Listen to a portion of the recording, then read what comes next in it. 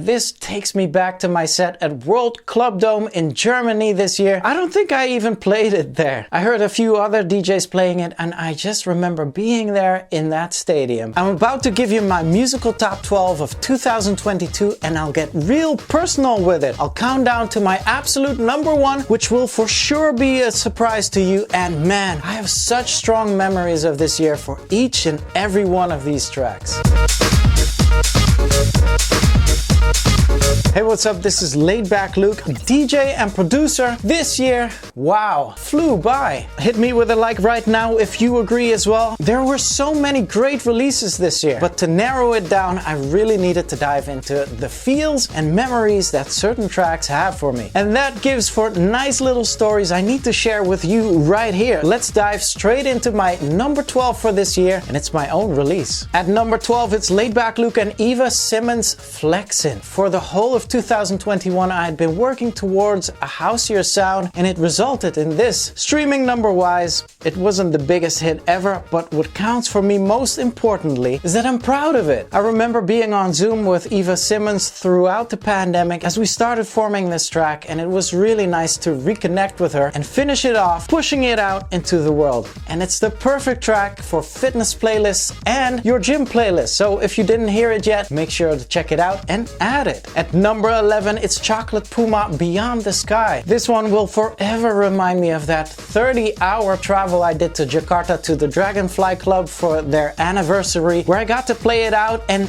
when I did, it gave me goosebumps. This track has something heavenly about it, no pun intended with the title being Beyond the Sky, but it actually lifts me up and it gives me such great feels. It will also always remind me of me reconnecting with Gaston from Chocolate Puma this year and visiting him in his new house. It always inspires me to talk to my mentor, and I don't take those moments for granted. At number 10, it's Rebuke the Pipe. I remember playing in New Jersey at Headliner when I heard the DJ before me playing this. And I personally love it when I need to walk up to this CDJ to check out the title because it's so good. It's like finding a treasure. And rest assured, I play this track in all of my sets after. A techie monster, but well worth checking if you don't know it. What is your top 12? Feel free to leave it in the comments down below and hit me with a like and a subscribe and hit that notification bell as well if you're enjoying this vlog.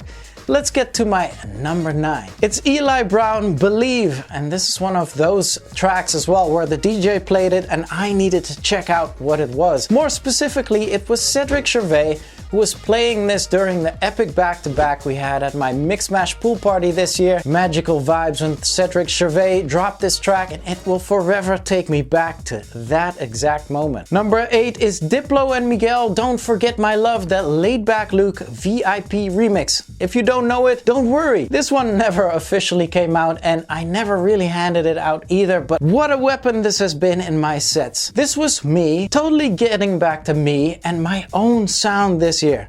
I premiered this during my Miami Mix Mash pool party as well and played it in every set throughout the year after. One of the highlights of my year was that Diplo supported it as well, and he texted me that he thought it was fire. And if you don't know it, make sure to check out the link below so you can download it for your sets. Number 7, it's Rehab and Laidback Luke, Weekend on a Tuesday. This one almost fell into my lap this year, like a gift, a present. How amazing it was connecting with Rehab again after so many years. It's safe to say him and I go way back. And we reconnected at Tomorrowland where we shot all the footage for this, and it was as if everything came together then and there, and that will always remain the memory for me. Summer of 2022, driving out to Tomorrowland, and I remember my son saying in the car next to me how much he loved the track. And special shout out to I Got You for the incredible Future remix that I've been playing over the year, and that will finally come out soon,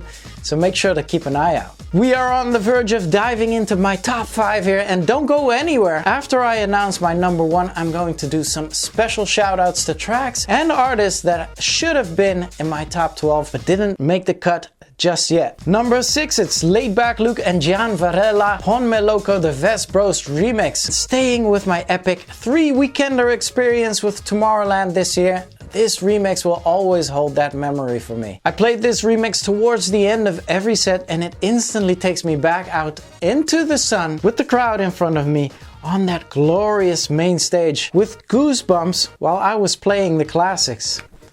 Wow. It was very special meeting the Vest Bros during ADE as well, and this remix ties all of that in for me. And a massive shout out to Juan Varela for signing with the Mixmash family this year, blessing us with his presence and arguably giving me the best music video for Pon Meloko in a while. As we break into my top 5 here, I'm excited because these are the biggest tracks of the year for me and hold such incredible memories. Okay, number 5, Default I Will. One of my highlights this year was personally being asked by Hardwell to open his Rebels Never Die tour in New York. Default I Will was my opening track for that show, getting me back into a stadium setting and catering to a crowd that came especially for my friend, the headliner. Felt so good. It's a special one because I'm thankful that Hardwell is back and he made 2022 the year for that. Number 4, La Fuente, I Want You. And do you know who tipped me this track? It was my son Marlon Beats as we were together on a Zoom. And at first I was hesitant to play it, then I got to play it at a festival in the Netherlands and whoa, it went off. I decided to keep on pushing that track in my sets and honestly, it's been huge. I'm sure you know it, but if not, definitely check out the track. Going into my personal top 3 for 2022 now, and stay tuned until after the number 1 for those special shoutouts. Number 3, it's Skrillex and J Balvin in the Ghetto, the Chris Lorenzo remix. Was this actually 2022 when this came out? All I know is that myself and a lot of other DJs were playing this heavily this year. A treasure of a remix and incredible how Chris Lorenzo flipped this into such a cool one. I've used the way this bass line sits for the track for a couple of my own references in producing. As we are getting close to the number 1 here, here's the number 2, Own Boss and Sevek, Move Your Body. And for some unknown reason, this takes me back to my set at World Club Dome in Germany this year. I don't think I even played it there. I heard a few other DJs playing it and I just remember being there in that stadium, playing my main stage slot and realizing that I needed to be me, that I needed to be me. 2022 has been a year of finding myself back, my own identity in DJing and producing, and World Club Dome was a defining moment for me. And also, this track sounds like a track that should have been me, because I love this sound. And here we go, my number 1 for this year is probably a track that you don't even know. Drum roll, please! My number 1 for 2022 is BLR, an anime featuring Robbie Rice, Influencer. Not your typical track, and I'm also shocked it didn't do more than it did. Most of you probably know the Lipstick track by them as it's being pushed by John Summit. This one was first. The production with those dirty beats, the sarcastic vocals, and the next level proggy vibe in there took my sets to another level this year. It was always a risk to drop it, but by the time the second drop came in, my crowd was always sold. Influencer will always mark my 2022 and the moderate return of shows and travel for me personally. And honestly, it's an incredible production, so definitely check this one out if you didn't know it. So there's that, and now comes the bonus part. Here's a couple of honorable mentions that will forever stand out for 2022 for me. Can't forget KX5, Deadmau5 and Cascade together with what they did this year. James Hype solidifying himself with Ferrari. Chris Lake smashing it with crazy tracks like 400 and In the Yuma. Black V-Neck with their collab with Afrojack that still needs to come out, which will always hold a special memory for me. Hanging out with Afro in New York City, talking about producing. Shout out right there.